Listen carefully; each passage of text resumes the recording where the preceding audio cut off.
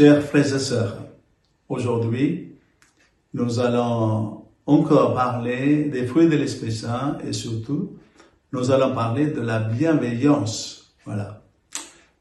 Et dans la vie courante, et quand j'écoute parler les gens, on utilise assez souvent ce mot de bienveillance. Et parfois, les gens ne prennent pas conscience le poids de ce mot bienveillance. Et donc justement, je voudrais parler d'un exemple. Par exemple, quand il s'agit de bienveillance, il ne s'agit pas d'être sympa avec les autres, mais il s'agit aussi de subvenir aux besoins de l'autre qui a besoin de moi. Et donc, nous sommes assez souvent capables de dire, quand tu as besoin de quelque chose, tu me dis, tu m'appelles, je suis là pour toi, tout ça. Non, c'est pas ça. Et justement, il faut faire un effort. Et pour téléphoner à la personne qui a besoin de moi, si tout allait bien, ou est-ce que la personne a de quoi manger, aussi de s'habiller, tout ça. Prendre soin.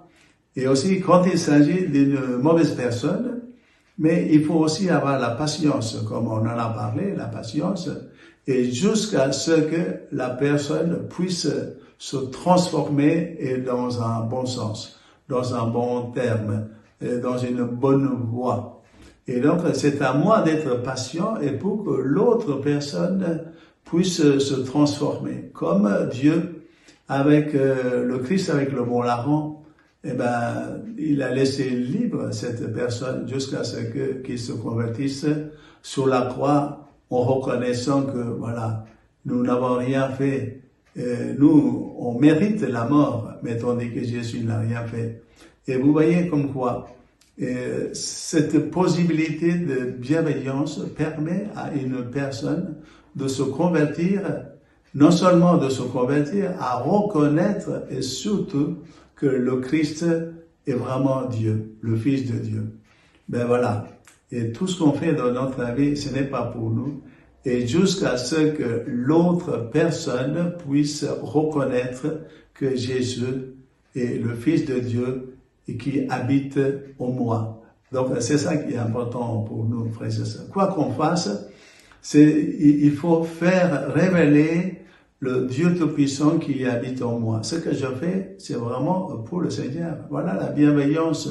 Ça veut dire, encore une fois, il faut que nous ayons extrêmement la patience et pour que l'autre personne, parce que nous, on voudrait, Jésus l'a dit carrément que ce que vous voulez que les autres fassent pour vous, et faites-le aussi pour les autres. Voilà la bienveillance.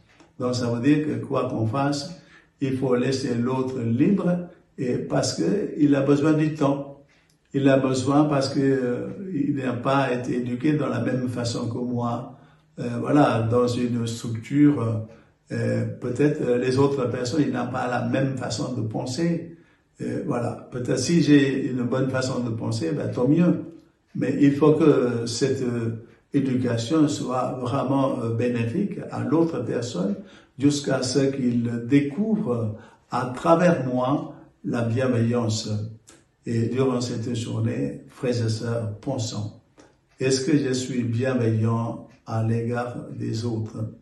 Ou simplement, voilà, une relation toujours superficielle, voilà, pour dire des mots, pour dire, mais voilà, soyons bienveillants, comme Dieu le Père Tout-Puissant est bienveillant avec nous tous. Bonne chance.